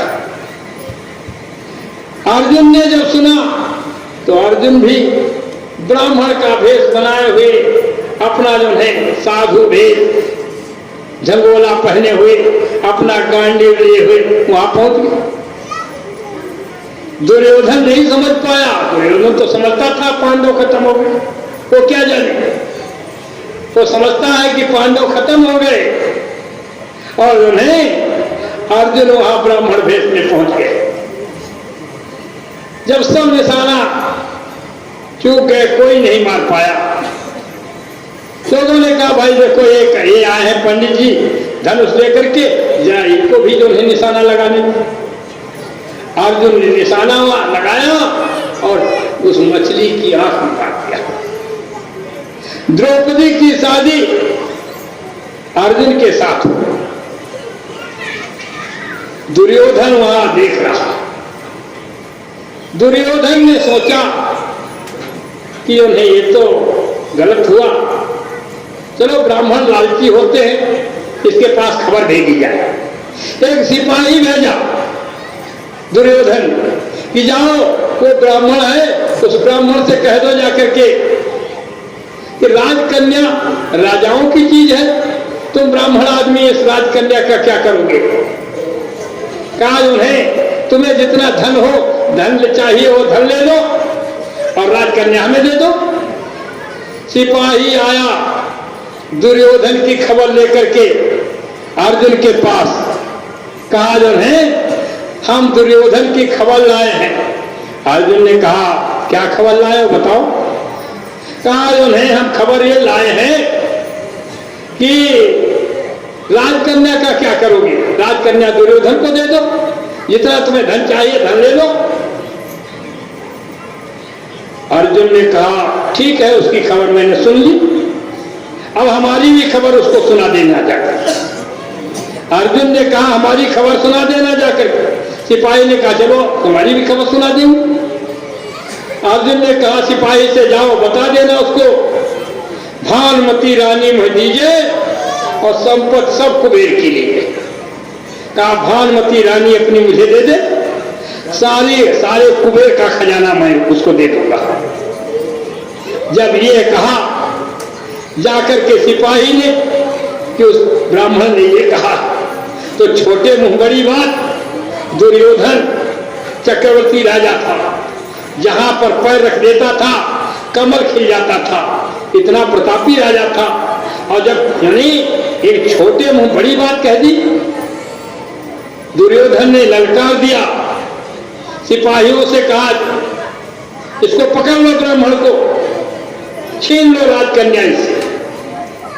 अर्जुन ने अपना गांडीव संभाला और जैसे ही गांडीव चढ़ाया खींचा तो उसमें बड़ी तेज आवाज हुई। गांडीव में आवाज होती थी, धनुष में जैसे ही आवाज हुई वैसे ही एकदम से सिपाही सब भाग खड़े हुए आवाज को सुन करके।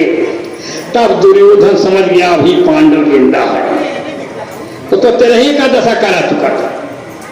तब समझ में आया कि अभी जो है पांडव जिंदा है, ये अभी चमगादड़ यानी जो है और जो है उल्लुओं का राज्य चल रहा। अंधेरा रात्रि में जो है उल्लू चमगादड़ का राज्य होता है, तो उल्लू चमगादड़ों का राज्य चल रहा। आज जो है बहुत से बाबा बन गए और जो है, लेकिन जिस समय पर सूरज उदय होगा, जिस समय पर स्वामी महाराज हमारे आएंगे, उस समय पर जो है ये उल्लू चमगादड़ों का राज खत्म हो जाएगा। ये सब के सब बाबा पता नहीं कहां चले जाएंगे। समय आएगा, इंतजार कीजिएगा, आगे का समय बहुत बड़ा इतिहास बनेगा। आगे का समय सबको नहीं लाचार कर देगा। स्वामी महाराज ने कहा था प्रेमियों, होकर लाचार नाम लोगे हमारा, सुने तो जाओ संदेशा हमारा। हमने कही है सो आई है आगे, होगा जरूर जो कहूंगा फिर आगे। मालिक की मौत कुछ ऐसा इशारा, सुने तो जाओ संदेशा हमारा। हमको हुक्म है सबको सुना दो, आए शरण उसे माफी करा दो। जाने अब आप काम जाने तुम्हारा, सुने तो जाओ संदेशा हमारा। भारत में एक पुरुष जन्मा कहीं है, जिसकी महत्ता का वर्णन नहीं है, सहायक शक्तियों का नहीं पारवारा, सुने तो जाओ संदेशा हमारा। अरे भाई जो है वो जो है महान शक्ति आई है, उसके साथ में बहुत सी महान शक्तियां आ चुकी उतर चुकी हैं परिवर्तन करने के लिए। स्वामी महाराज ने कहा था कि बहुत शक्तियां आई, अब तुमने एक को तो तुमने विदा कर दिया और महान शक्तियों को तुम विदा कर दो। अरे वो जो है खेल जब देखना तो पता चलेगा। जिस समय पर ये बोरा पहनाया गया, हम लोगों को टाट पहनाया गया, 1 करोड़ लोगों को टाट पहनाया गया। दिल्ली लेकर के गए स्वामी महाराज हम लोगों को। दिल्ली में 1 करोड़ लोगों के ठहरने की जगह नहीं, कई जगहों में हम लोगों को ठहराया गया। रोशनारा बाग, अजमल खां पार्क, रामलीला मैदान, कई जगहों में हम लोगों को ठहराया गया। उसके बाद में हल्फी पहनाई गई। हल्फी ये कुर्ता यानी पैजामा नहीं था, केवल एक लंबा कुर्ता था, यहां से लेकर यहां तक लंबा कुर्ता था टाट का। उसका नाम था हल्फी। उसका नाम था हल्फी, जैसे देवियां मैक्सी पहनती ऐसा लंबा कुर्ता, और नीचे टाट की लंगोटी और इतना मोटा रस्सा कमर में बंधा हुआ। ये हल्फी पहना करके ले गए। हल्फी का मतलब जानते हैं? हल्फी माने नहीं जानते। आप कचहरियों में जाइए, वहां हलफनामा लगाया जाता है। हलफनामा। हलफनामा का मतलब है मैं शपथ खा करके ये बात कहता हूं। हलफनामा का मतलब क्या है? हलफ जो है उसमें शपथ खा करके जो है बात कही जाती। मैं शपथ खा करके बात कहता हूं, ये बात सत्य है। ये जो है ये टाट का कुर्ता पहनाया गया था, उसका नाम भी हल्फी था। ये शपथ था, इस पर हम लोगों ने ली थी, इस पर हम लोगों ने संकल्प लिया था। हम लोग गांव-गांव में आवाज लगा रहे थे उस समय पर। दोस्तों क्या बताएं तुम्हें हम, भेष क्या ये बनाए हुए हैं, टाट को इसलिए हम है पहने, इसमें संकल्प लाए हुए हैं। एक त्रेता में सीता हरी थी, आज घर घर में रावण हुए हैं। रावणों का है करना सफाया, हम अहित करके आए हुए हैं। दोस्तों क्या बताएं तुम्हें हम, भेष क्या ये बनाए हुए हैं। ये शपथ खाई थी इसके ऊपर, टाट के ऊपर। वो हल्फी हम लोगों को पहनाई गई, और घड़ी जो हाथ में बांधे थे उसके लिए स्वामी महाराज ने आदेश दे दिया कि उस हाथ में जो घड़ी बांधे हैं वो अपने पैर में घड़ी बांध लेंगे।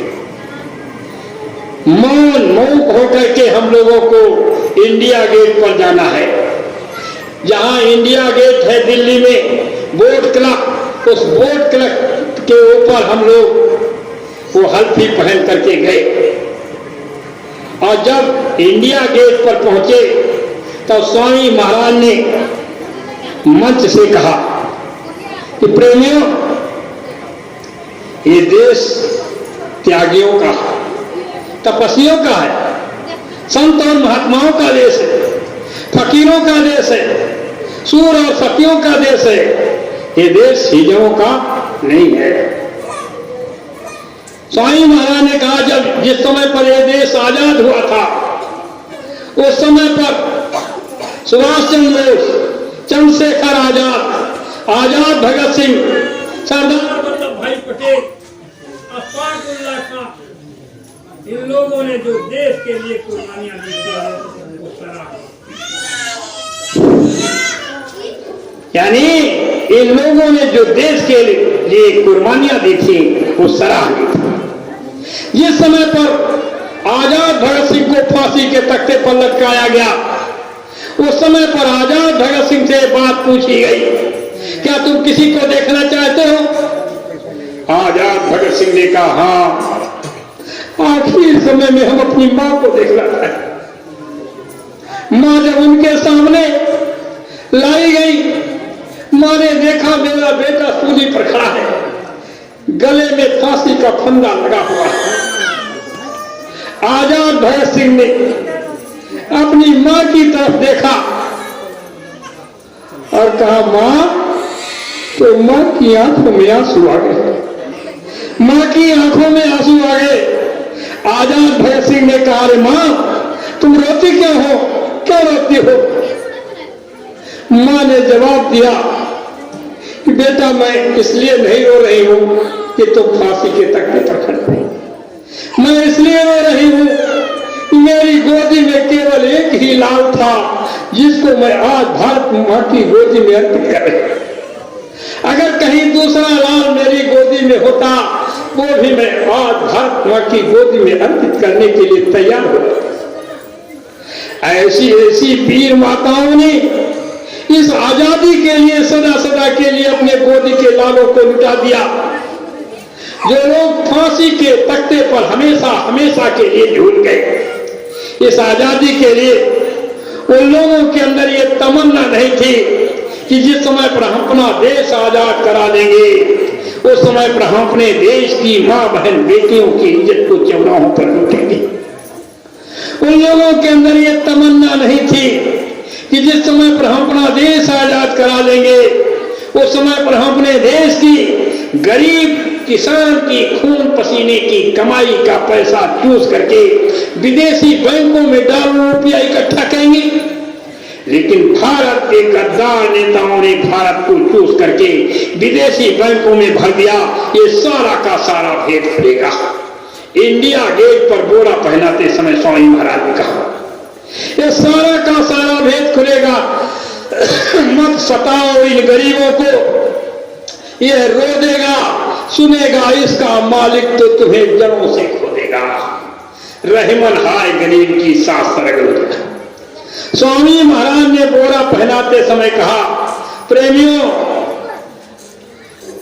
22 मुल्कों में भारत की ठोस संपत्ति को नेताओं ने छुपा करके रखा। कुंटलों के कुंटल हीरा जमा है और उन्हें एक छोटा सा नेपाल देश है।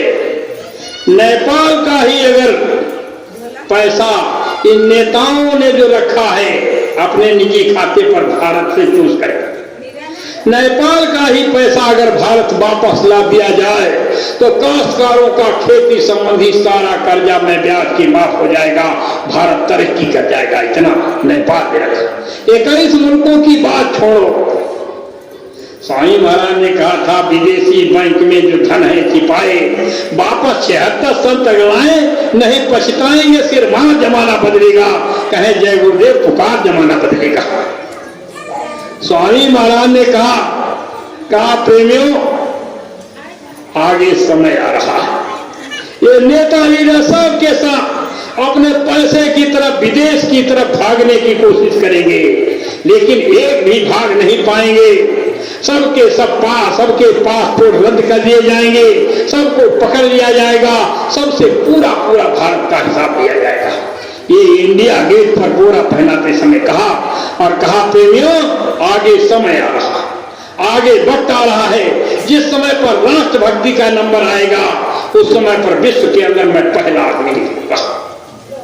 ये बोरा पहनाते समय कहा। अब आप बताइए कि बाबा जी को तो लोगों ने कह दिया कि वो चलेंगे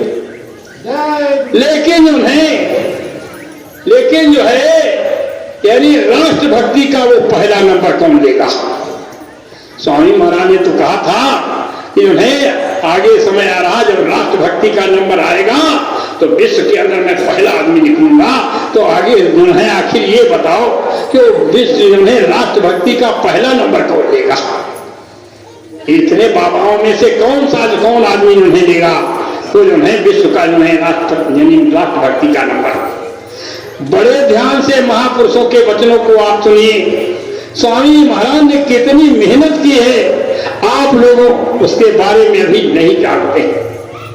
बहुत से लोग अभी कुछ नए थोड़े दिनों से संगत में जुड़ गए लेकिन स्वामी महाराज ने कितनी मेहनत की है वो आप लोग नहीं जानते। देखिए समय तो दर्द तो बहुत बड़ा है और दर्द वो जो है उसके लिए समय चाहिए। जब तक दर्द निकाला नहीं जाएगा कैसे निकलेगा।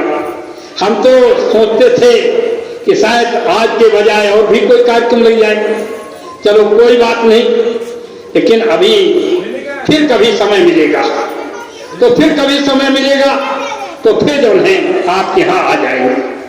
लेकिन दर्द बहुत बड़ा है। स्वामी महाराज पहले भविष्यवाणी करते थे। केवल उन्हें दिल्ली से राजधानी हट करके सैकड़ों मील दूर किसी धार्मिक स्थल पर बनेगी। संयुक्त राष्ट्र सुरक्षा परिषद अमेरिका से टूट करके भारत में आ जाएगी। पाकिस्तान मिटेगा जल्दी, राजनीति बिलसाएगी। दिल्ली का तख्ता पलटेगा, ऐसी आफत आएगी। साइबेरिया के मैदान में एक अणुबम परीक्षण होगा जिससे वहां की पृथ्वी फट जाएगी और पृथ्वी का आकार बदल जाएगा। चीन और अमेरिका की जबरदस्त टक्कर होगी। चीन अमेरिका के बहुत से स्थानों को नष्ट कर देगा, फिर अमेरिका कोपेगा, चीन को बिल्कुल नष्ट कर देगा।